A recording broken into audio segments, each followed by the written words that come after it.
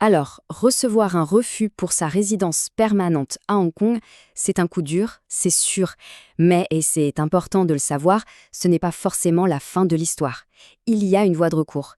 Et cette voie passe par une instance bien précise, le tribunal de l'enregistrement des personnes.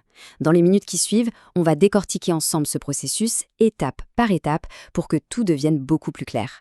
Voilà. Si cette situation résonne, si cette fameuse lettre de refus est arrivée, alors c'est ici que tout commence. Il ne faut pas voir ça comme un mur, mais plutôt comme un nouvel itinéraire à prendre. On va justement regarder comment s'engager sur cette voie de recours officielle pour transformer ce qui est peut-être de l'incertitude en un vrai plan d'action.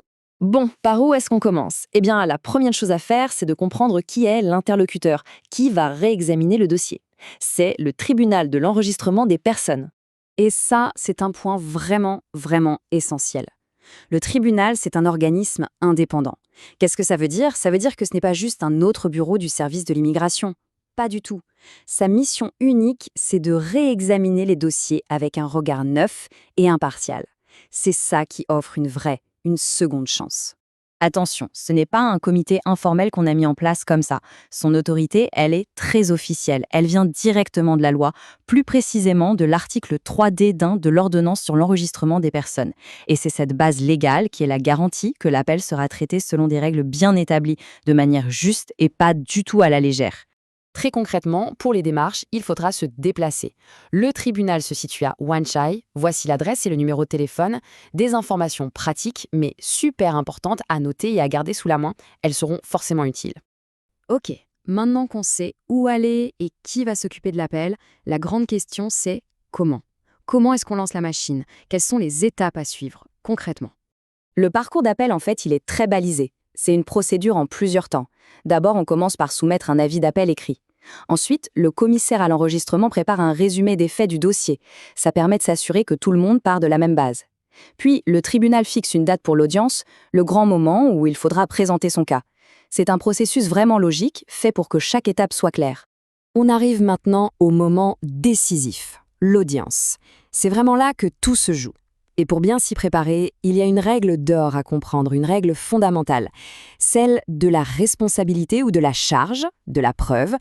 Oui, qui doit prouver son cas? Sur qui repose la responsabilité de convaincre le tribunal? La réponse, elle est écrite noir sur blanc dans la loi.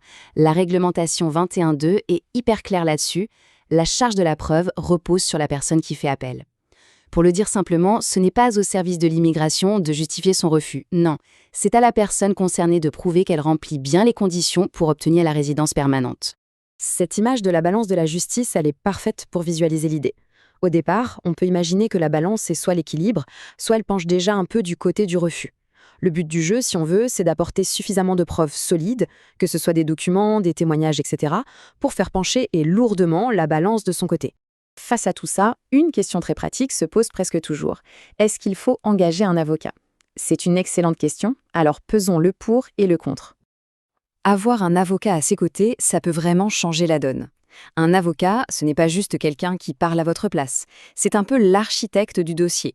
Il ou elle sait comment naviguer dans les méandres de la procédure, comment identifier les preuves qui auront le plus d'impact, et surtout, comment construire des arguments juridiques solides que le tribunal saura entendre.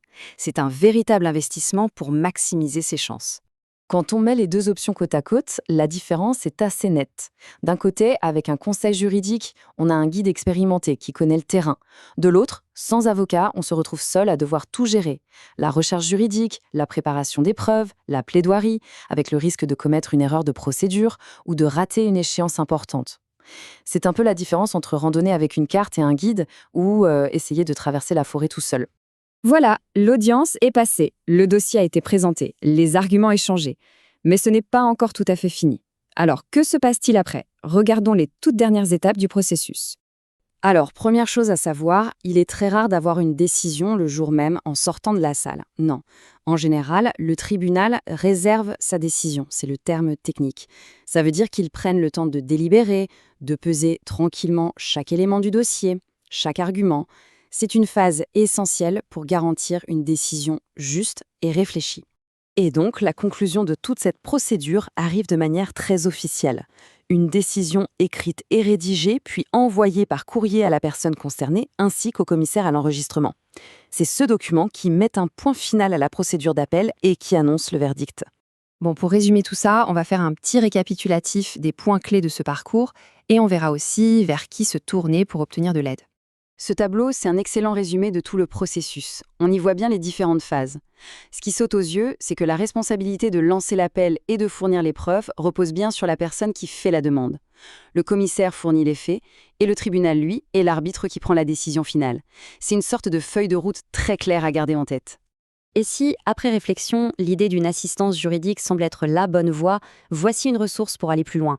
Cette adresse email est un point de contact direct pour obtenir des conseils professionnels sur une situation particulière. Parce qu'au final, au-delà de tous les formulaires et des termes juridiques, un appel comme celui-ci, c'est l'occasion de raconter une histoire, l'histoire d'une vie construite à Hong Kong. La vraie question, c'est donc, est-ce que cette histoire est prête à être présentée de la manière la plus solide et la plus convaincante possible ?